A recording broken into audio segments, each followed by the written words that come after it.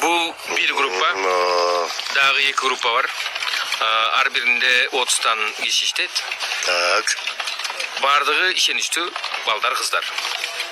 Мисалы, ар бириси Facebook'tan, Одноклассниктен, Контакттан ондон профиль ачып алганда, бул жерден эле биз 300 фейк аккаунт башкарабыз. Жалпысынан алганда 1000 фейк аккаунт бар бизде.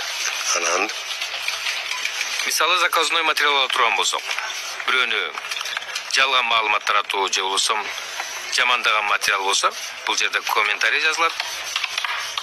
Поделиться этип, WhatsApp группаларга салынып, жомок имишке айланат.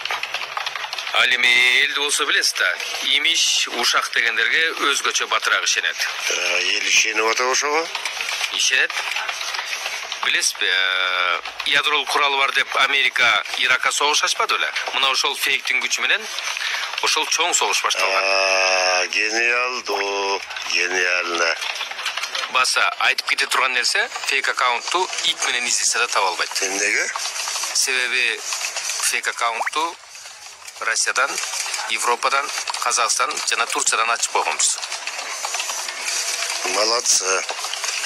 Чыгым кандай болуп атат? Чыгым техникага $50,000. Анан аренда здания, айлык маяна дегендей. Өткөндөгү материал ушул жерден кеттиби? Көрдүңүзбү? Эл кандай ишенди. Азыр массалык маалымат каражаты 4-чү бийлик эмес. Азыр фейк аккаунт 4-чү бийлик. Жакшы.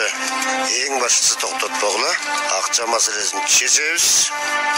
Азамат. Бирок эч ким билбес. Акылуу. Сен келечекте биздин командага кире турган жигит экенсиң.